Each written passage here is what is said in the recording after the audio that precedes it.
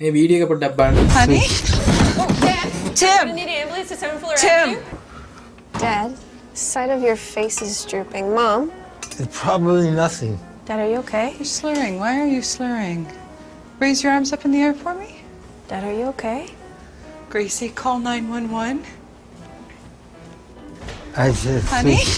Oh, Dad! I Tim! need an ambulance to 7th floor Tim! avenue. Tim, look at me, I don't know Gracie. what I'm- Tell them to hurry. හරි.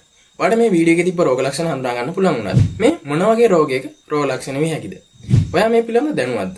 ඔයාගේ ළඟම ඉන්න කෙනෙකුට කාට හරි මේ වගේ දෙයක් සිද්ධ වෙලා තියෙනවද? ඉතින් මේ වගේ අවස්ථාවකදී ඔයා ක්‍රියා කළ යුත්තේ කොහොමද? මේ හදිසි ප්‍රතිකාර අවශ්‍ය රෝගී තත්ත්වයද? මේ වීඩියෝ එකේදී ඔයා දැක්කේ ආඝාතය එහෙම නැත්නම් ස්ට්‍රෝක් කියන රෝගියෙක්ගේ රෝග ලක්ෂණ. ඉතින් මේ වගේ අවස්ථාවක් ඔයාට මුහුණ දෙන්න වුණොත් ඔයා කොහොමද ක්‍රියා කරන්නේ? ඉතින් අද වීඩියෝ එකේදී අපි ඒ ගැන කතා කරමු. ඉතින් ඊට කලින් තාමත් ඔයා මගේ YouTube channel එක subscribe කරලා නැත්නම් දැන්ම subscribe කරන්න. ඒ වගේම මගේ Facebook page එක follow කරලා නැත්නම් follow කරලා අපෙත් එක්ක සම්බන්ධ වෙන්න කියලා ගෞරවයෙන් ආරාධනා කරනවා. මේ stroke එහෙම නැත්නම් ආඝාතය කියන්නේ මොකද්ද? සරලව කිව්වොත් මේකෙදි වෙන්නේ brain එකේ කොටසකට මොලේ සෛල වලට තියෙන රුධිර සැපීම නැති වෙලා, ඔක්සිජන් සැපීම නැති වෙලා මොලේ සෛල මිය යාමක් තමයි මේකෙදි සිද්ධ වෙන්නේ. ඒක නිසා අදාළ රුධිර සැපීම නැති වෙන කොටසට අදාළ අපේ ඇඟේ ක්‍රියාකාරීත්වය නැති වෙලා යනවා. මේ stroke කියන රෝගී තත්ත්වය අපි කොහොමද හඳුනාගන්නේ?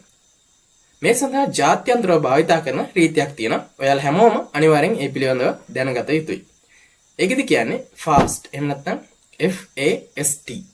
මේ අකුරු වලින් මොනවද කියවෙන්නේ? F කියලා කියන්නේ face. මුහුණ. මුහුණ ගත්තට පස්සේ මෙම රෝගීන්ගේ මුහුණේ සමතුලිත බව නැති වෙලා ගිහිල්ලා මුහුණ එක පැත්තකට ඇද වෙලා ගිහිල්ලා තියෙනවා. එහෙම නැත්නම් මේ රෝගියා hina වෙනකොට මුහුණ එක පැත්තකට ඇදිලා ගිහිල්ලා තියෙන්න පුළුවන්. දෙවෙනි කාරණේ තමයි arm. arm කියලා කියන්නේ අත. මෙම රෝගීන්ගේ එක පැත්තක් කකුලක් අතක් අප්‍රාණික වෙනවා. එයාලට හරියට වැඩ කරගන්න බෑ. කෝප්පයක් වගේ අල්ලන් හිටියොත් එහෙම කෝප්පේ නිකම්ම වැටෙන්න පුළුවන්. ඉතින් මේ වගේ අවස්ථාවකදී ඔයාලට කියන්න පුළුවන් අත් දෙකම උස්සන්න කියලා. එතකොට එක පැත්තක් අත උස්ස ගන්න පුළුවන්. හැබැයි අනිත් පැත්තේ අත අප්‍රාණිකව අත උස්ස ගන්න බැරුව නිකම්ම බිමට කඩා වැටෙනවා. තුන්වෙනි එක තමයි ස්පීච්. ස්පීච් කියලා කියන්නේ කතාව. එයාට කතා කරනකොට එයාට ගොත ගහනවා නැත්නම් වචන පැටලෙනවා. එයා කියන දේ අපිට හරියට තේරෙන්නේ නැහැ. එහෙම නැත්නම් අපිට කියන්න පුළුවන් ඔයාගේ නම මොකක්ද කියලා අහන්න පුළුවන් නැත්නම් ඔයාට කොහොමද කියලා අහන්න පුළුවන්. ඒ වගේ අවස්ථාවේදී එයා උත්තර දෙනකොට එයාට හරියට උත්තර දී ගන්න බෑ. එයාගේ වචන පැටලෙනවා. ඉතින් මේ රෝග ලක්ෂණ තුනෙන් අපිට හඳුනා ගන්න පුළුවන් එයාට ස්ට්‍රෝක් එහෙම නැත්නම් ආඝාතය කියන රෝගී තත්ත්වය තියෙනවාද කියලා. ඉතින් මේ වගේ අවස්ථාවකට ඔයා මුහුණ දෙන්න සිද්ධ වුණොත් එහෙම ඔයා කොහොමද ක්‍රියා කරන්නේ? ඉතින් මේකේ අවසාන අකුර මම තාම කිව්වේ T අකුර. T කියලා කියන්නේ මොකද්ද? ටයිමින්. මේ වගේ රෝග ලක්ෂණ තියෙන රෝගියෙක් දුටුවොත් අනිවාර්යයෙන්ම කිසියම්ම ප්‍රමාදයක් නොවි අනිවාර්යෙන් ඉක්මනින්ම හොස්පිටල් එකකට ගෙනියන්න ඕනේ.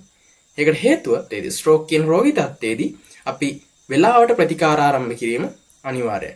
මේ වගේ රෝගියෙක් අපි හොස්පිටල් එකට ගියාට පස්සේ අදාළ CT ස්කෑන් එක කරලා සාමාන්‍යයෙන් පැය 3:00මාරක් ඇතුළත බෙහෙත් පටන් ගන්නට ඕනේ. නැත්තම් ස්ට්‍රෝක් එක හරහා ශරීරයේ කොටස් වලට ඇති වෙන බලපෑම වැඩි. ඒක වළක්වා ගන්න නම් අපි අනිවාර්යෙන් අදාළ කාල රාමුව තුල බෙහෙත් පටන් ගන්න ඕනේ. ඒක නිසා කිසිම පමාවක් නොවි අනිවාර්යෙන් ඉක්මන හොස්පිටල් එකට ගෙනියන්න ඕනේ.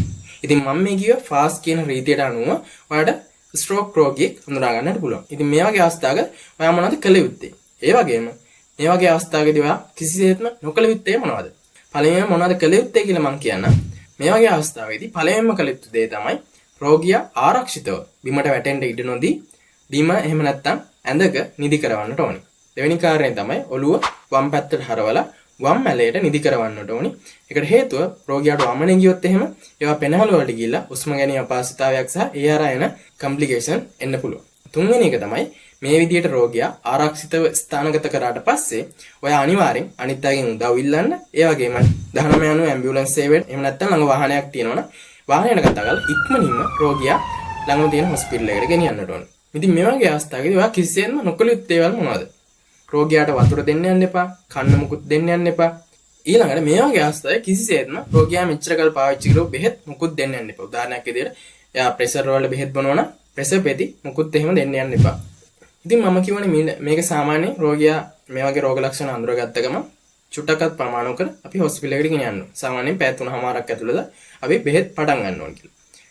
ඉතින් මේකට හේතුව මොකද්ද? සාමාන්‍යයෙන් බ්‍රේන් එකේ සෛල ඔක්සිජන් නැතු වෙලා ගියාට පස්සේ ඉක්මනින්ම සෛල මැරිලා යනවා. විනාඩියකට සෛල මිලියන ගණන් මැරිලා යනවා. ඉතින් ඒක නිසා ඒකෙන් එන බලපෑම වළක්වා ගන්න නම් අපි අදාළ කාල රාමුව තුල බෙහෙත් පටන් ගන්න ඕනේ. ඒක නිසා ඉක්මනින්ම හොස්පිටල් එකට ආ යුතුයි. ඊළඟ අපි බලමු මේ කාටද මේ ස්ට්‍රෝක් එහෙම නැත්නම් ආඝාතයකින් රෝගී තත්ත්වෙ එන්න පුළුවන්. සාමාන්‍ය පාලනයක් නැතුව අතිරුතර පීඩනය තියෙනවා. දියවැඩියාව වගේ රෝගී තත්ත්වය තියෙනවා. ඊට අමතරව දුම් පානය, මත්පැන් පානය කරන මේ වගේ රෝගීන්ට ස්ට්‍රෝක් පැමිණීමේ ඉහළ සම්භාවිතාවයක් තියෙනවා. ඉතින් මේ ස්ට්‍රෝක් කියන එක අපි කොහොමද වළක්වා ගන්නේ? පළවෙනි එක තමයි රුධිර පීඩනය නිසි ආකාරයෙන් පාලනයක තියාගන්නට ඕනේ. ඊට අමතරව ඔයාට දියවැඩියාව, කොලෙස්ටරෝල් මේ වගේ රෝග තත්ත්ව තියෙනවා නම් අනිවාර්යෙන් වෛද්‍යවරයෙක් හමු වෙලා අදාළ පරීක්ෂණ කරලා මෙය නියමිත පාලන තත්ත්වයෙන් පවත්වාගත යුතුයි. ඊට අමතරව ඔයා මොකක් හරි මාංශයලා කරන වැඩක් කරන්න ඕනේ. අඩුම දවසකට විනාඩි 30ක් සතියේ දින 5ක් වගේ ව්‍යායාමයක් වෙන විදියට වැඩ කරන්නට ඕනේ. ඊට අමතරව ඔයා දුම් පානය කරනවා නම්, මත්පැන් පානය කරනවා නම් මේවා වැළකෙන්නට ඕනේ. ඉතින් දැන් ඔයා දන්න මේ වගේ රෝග ලක්ෂණ තිබ්බට පස්සේ ස්ට්‍රෝක් එකක් එහෙම නැත්නම් ආඝාතයක් කියන රෝගී තත්ත්වය කොහොමද හඳුනාගන්නේ? ඒ වගේ අවස්ථාවකදී ඔයා ක්‍රියා කළ යුත්තේ කොහොමද? කිසිසේත්ම නොකළ යුත්තේ මොනවාද? ඊට අමතරව මේ රෝගේ කොහොමද අපි වළක්වා ගන්නේ කියන එක. ඉතින් මම හිතනවා දැන් ඔයාට ස්ට්‍රෝක් කියන එක රෝගී තත්ත්වය පිළිබඳ අවබෝධයක් එන්නේ නැති කොහොමද ක්‍රියා කළ යුත්තේ කියන එක. මතක තියාගන්න ෆාස්ට් කියන එක කිසිසේත්ම අමතක කරන්න එපා. මේක ඔයාට අමතක වෙයි කියලා හිතනවා නම් වීඩියෝ එක සේව් කරලා තියාගන්න. ඒ වගේම තව එක්කෙනෙකුට මේ වීඩියෝ එක බලන්න ෂෙයා කරන්න. ඒ වගේම මේ වීඩියෝ එක සම්බන්ධයෙන් මොන හරි මම කියපු දෙයක් සම්බන්ධයෙන් ගැටලුවක් තියෙනවා නම් කමෙන්ට් එකක් දාන්න මම උත්තර දෙන්නම්.